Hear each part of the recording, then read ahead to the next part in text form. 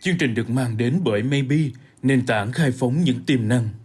Trẻ con nó đeo bám mình quá mà mình gặp khách đến nhà, cuối cùng mình thảy cho nó điện thoại di động. Đành coi cái điện thoại di động là một công cụ giữ trẻ cho mình. Đó là một cái vấn đề không có đùa chơi được. Daesan Corporation quyết định bỏ ra 29 triệu đô la để thâu tóm công ty Lucky Foods của Hoa Kỳ.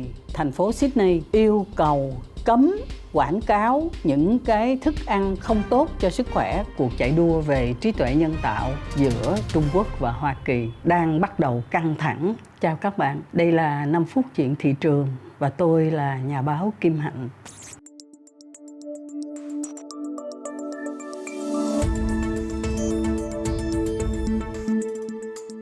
Câu chuyện của chúng ta hôm nay đó là cái tình hình nghiện chơi game và chi tiêu khá là tốn tiền qua các cái trò chơi điện tử ở Hoa Kỳ. Tôi quan tâm tới điều này là bởi vì tôi cũng đã từng thấy có những cháu nhỏ đó nó bỏ học luôn, không có ai trong nhà nói nó được hết khi mà nó đã thành ra một ông thánh game rồi. Hầu như là muộn, và nếu mà ở nhà làm căng đó thì nó bỏ đi luôn. Mình cũng không biết làm sao với lại những cái tình hình như vậy. Tôi có ngồi nói chuyện lâu với lại hai bạn nhỏ, con của người bạn tôi. Một cháu nó 12 tuổi và một cháu nó 14 tuổi. Hai đứa đều là con trai. Được cha mẹ đồng ý cho mỗi một ngày chơi game nửa tiếng. Tôi nghĩ có khi trong số chúng ta ở đây cũng phải rơi vào một cái tâm trạng là trẻ con nó đeo bám mình quá mà mình gặp khách đến nhà mình không có nói chuyện được, hoặc là mình đang làm việc phải tập trung thì nó cứ đi theo nó hỏi hoài. Cuối cùng mình thảy cho nó cái điện thoại di động và rất nhanh, có thể nói là nó nhanh gấp 10 lần chúng ta. Tụi nhỏ nó bắt đầu tìm được game và nó bắt đầu điều khiển được cái trò game ở trên điện thoại di động, và sau đó thì nó làm cho chúng ta rất vui lòng là nó không có thèm đoái hoài gì tới ba hay mẹ gì hết. Một người bạn của tôi nói là cũng áy náy đó, nhưng mà cũng đành coi cái điện thoại di động là một công cụ giữ trẻ cho mình không có cách nào khác hết. Người bạn của tôi nói rằng anh ta đã phải đi đến bác sĩ tâm lý. Cái nguyên tắc căn bản mà cái người bác sĩ tâm lý này khuyên anh bạn của tôi là anh phải đảo ngược 180 độ. Hiện nay anh đang coi cái điện thoại di động là cái công cụ giữ trẻ cho anh phải đổi lại nó là một cái món đồ chơi mà anh sẽ cùng chơi với lại con của anh thì mới được. Còn nếu như anh quăng nó ra để nó giữ trẻ thì mãi mãi không bao giờ anh tìm lại được cái đứa trẻ đâu. Ông bác sĩ tâm lý ông bày tỏ sự lo âu như vậy. Anh bạn của tôi thì không phải là một kỹ sư về IT, nhưng mà ảnh cũng là một giáo sư đại học. Ảnh bắt đầu hiểu rằng ảnh phải cài mật khẩu, ảnh phải ra một cái giới hạn cho cái thẻ thanh toán. Thậm chí có những cái quy định tắt cái giao dịch hay là giới hạn chi khi mà cho phép con nó được sử dụng cái thẻ thanh toán ở trên mạng. Lúc đầu thì đứa bé nó trình bày với ba, nó nói không có sao đâu ba, đâu có gì đâu. Thí dụ như giờ con phải ngồi con vượt qua cái thử thách thì con mua một cái món là con vượt qua được liền. Vậy là ba giúp cho con của ba đỡ khổ ấy chứ. Thì ông bố nghe đứa nhỏ nói là mình giúp cho con mình nó đỡ khổ thì trong lòng cũng thơ thới. Xong rồi nó lại còn nói là phải qua những cái thử thách vậy nè ba, xong rồi mình mới được lên một cái cấp như thế này nè ba. Thì như vậy là ba cho tiền con xíu thôi là con mua cái là con khỏi phải vượt lên thi rồi nó quá nhiều, vượt qua thử thách nó quá nhiều. Mình đâu có xài tiền thiệt đâu ba, mình chỉ có xài tiền giả thôi mà ba. Dạ thưa, tiền giả đó cuối cùng nó cũng đổi ra thành tiền thật. Bạn tôi cũng nói với tôi là nó có khá nhiều những kỹ thuật để nó dạy cho trẻ đó che giấu ba má. Mà ông nhỏ của nhà mình đó, ông càng lên cao là ông càng ghiền nặng. Cái người bạn của tôi mới có lần kể cho tôi nghe như thế này. Con của tôi nó nói với tôi như vậy: chị Hạnh, trong lớp con á bố, có mấy bạn dẫn nhau vô WC để hút rồi đó bố. Và các bạn đó có rủ con thử, nhưng mà may cho bố là con chưa có thử. Thì ông bố mới yêu cầu đứa con ngồi xuống. Con nói cái gì? Con nói là may cho bố hả? Không phải là may, đó là may cho cuộc đời của con. Đó là vấn đề có tính nguyên tắc, không có phải là may hay rủi gì của bố với con hết. Mà con phải nhớ rằng con đụng vô đó là tiêu đời, con hiểu không? Đó là một cái vấn đề không có đùa chơi được. Và anh bạn của tôi nói là té ra là tụi nhỏ nó an ủi tôi là dù cho nó có mê trò chơi điện tử, nó có xài tiền hơi lố một chút thì cũng đâu có bằng nó ghiền như là mấy cái đứa bạn mà chung vô toilet để mà hút đâu. Thành ra đó, tất cả những cái này nó đều có cái giá của nó. Và nếu như mình chọn một cái gì đó dễ chịu cho mình ngày hôm nay thì coi chừng mình phải chạm mặt với một cái gì đó khó chịu đến mức là mình không giải quyết được vào ngày mai. Nó không phải là cái vấn đề mình thương con mình quá đi, cho nên là mình để cho nó chơi, mình thấy nó vui á, nó hồn nhiên, cái tự nhiên mình cũng thấy cuộc đời mình hạnh phúc chứ. Hạnh phúc xong rồi ổng ghiền quá rồi ổng bắt đầu ổng ăn cắp tiền của ba mẹ để ổng chơi game chẳng hạn. Tất cả những cái vấn đề nó có tính cách gây nghiện như vậy là một cái vấn đề cần thiết phải được nghiên cứu khoa học và phải được đối xử một cách khoa học, không nên dễ dãi và thông qua để cho mình được yên. Thành ra tôi cũng nhân dịp mùa hè gặp được các cháu nhỏ, trò chuyện với nó và thấy rằng có khá là nhiều những cái cách nó thuyết phục bố mẹ. Bạn thử coi lại coi là trẻ con nhà mình đó nó có thuyết phục mình theo kiểu như vậy không? Có những cái cách mà ông bố, bà mẹ phải học để hạn chế nghiện ngập và tiêu xài tiền hoang phí của trẻ con. Thì tôi xin được giới thiệu một số những cái kinh nghiệm thực tế. Tôi thì không phải là người ở trong cái nghề mà chơi điện tử, chơi game điện tử, mà xin được gợi ý với lại các bạn như vậy.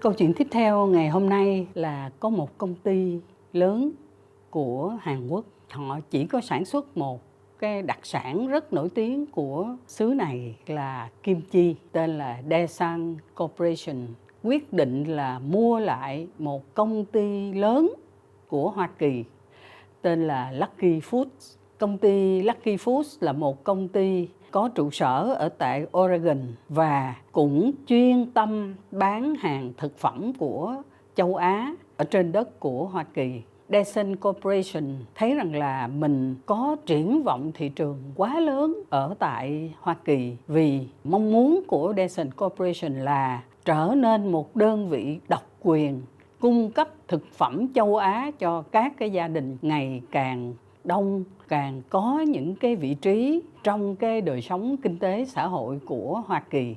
Trong năm 2022, họ đã xuất khẩu kim chi ra khắp thế giới. Con số mà các nước mà họ xuất khẩu hàng hóa tới đó, tính ra là 40 nước.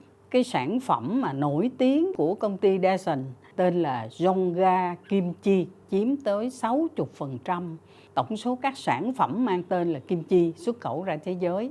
Và chúng ta nghe một cái câu chuyện nó cũng đặc biệt và hãn hữu, làm cho chúng ta cũng hào hứng, là cái mẹt bún đậu mắm tôm được ủng hộ ở New York, hay là một số những cái cửa hàng phở của chúng ta ở tại California, ở tại Texas là tiếp tục mở rộng cái chuỗi bán hàng của họ. Thì chúng ta cũng thấy là ẩm thực của Việt Nam cũng đang có một cái đà phát triển tương đối tốt trên cái thị trường ẩm thực của Hoa Kỳ. Tuy nhiên, cái độ bành trướng của chỉ một sản phẩm kim chi ở trên thị trường của Hoa Kỳ cũng là một cái điển cứu mà chúng ta cũng rất là nên tham khảo về cái độ là phối hợp nhuần nhuyễn để tiếp thị, để quảng bá cho cái đặc sản kim chi của xứ Hàn.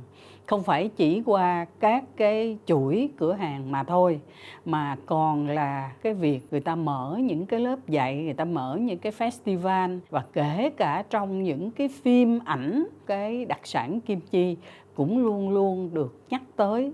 Chúng ta cũng mong làm sao cho những cái sản phẩm đặc biệt của Việt Nam, những cái đặc sản, những cái trái cây mà nổi bật của Việt Nam cũng sẽ dần dần được phối hợp quảng bá nhiều cái loại hình như vậy ở trên các nước, để có thể thúc đẩy được xuất khẩu sản phẩm chúng ta đến các nước được đông vui hơn, với một cái số lượng càng ngày nó càng có ấn tượng hơn. Tôi xin được dừng cái câu chuyện mở rộng cái chuỗi cửa hàng của Daesan Corporation ở Hoa Kỳ.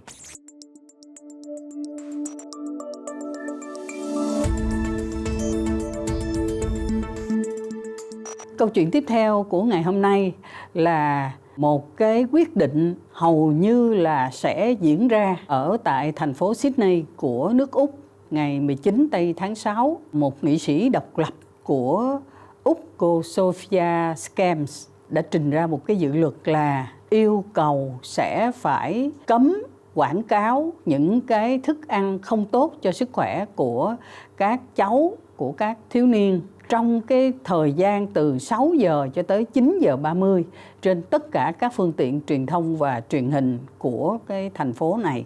Lý do là mỗi một ngày có thể tới 800 cái mẫu quảng cáo bằng rất nhiều hình thức khác nhau đến với lại các cháu bé, làm cho nó ưa thích cái món snack, các cái món đồ ăn vặt. Theo như cái ước tính của cái báo cáo trước Quốc hội đó, là nó có thể làm tăng tới 25% cái số lượng các cháu bé nó bị cái bệnh mãn tính béo phì, gây ra một cái chi phí y tế nó tăng lên tới 11,8 tỷ đô la Úc. Và như vậy không những chỉ là vấn đề chi phí công của quốc gia, mà những cái người chuyên gia của Liên minh Thực phẩm vì sức khỏe đó, họ nói là nó ảnh hưởng tới tương lai của lớp trẻ. Chúng ta nhớ lại là ở trên thế giới hiện nay có đến 40 nước cũng đang có những cái mối lo ngại, và họ muốn yêu cầu phải kiểm soát về cái tác dụng gây ra béo phì và không tốt cho sức khỏe của thiếu niên từ các cái đồ ăn vặt, và gây ra được một cái sự ủng hộ rộng rãi trong cha mẹ của các cháu. Tất nhiên là những cái hoạt động quảng cáo trên các cái phương tiện khác thì không có bị cấm. Chúng ta hãy chờ coi là cái việc thông qua cái dự luật này có được trôi chảy không. Và nếu nó diễn ra được trôi chảy thì chắc chắn là nó sẽ có ảnh hưởng dây chuyền tới 40 nước đang chuẩn bị để trình ra những cái giải pháp ngăn chặn bớt cái tiếp thị và quảng cáo cho các cái đồ ăn vặt ảnh hưởng tới sức khỏe của các cháu. Đó là một cái thông tin về một cái thị trường mà thực ra ở Việt Nam chúng ta cái sức tiêu thụ cũng khá là lớn, và chúng ta tham khảo.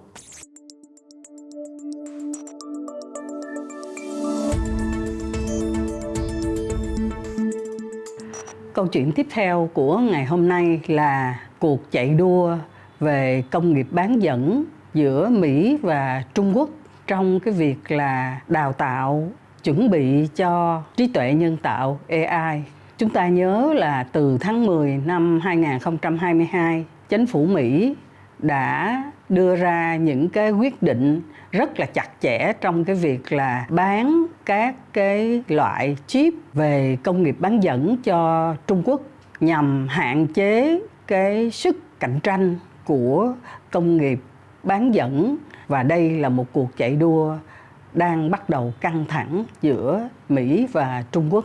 Hàng năm thì người Mỹ đã tiêu nhiều tỷ đô la cho các cái mặt hàng chip này, và người Trung Quốc cũng không kém trong cái chuyện là cố gắng chạy đua, vì càng ngày cả hai nước và cả thế giới đều hiểu ra sức mạnh của trí tuệ nhân tạo mà tiêu biểu gần đây chúng ta thường được nghe, ChatGPT.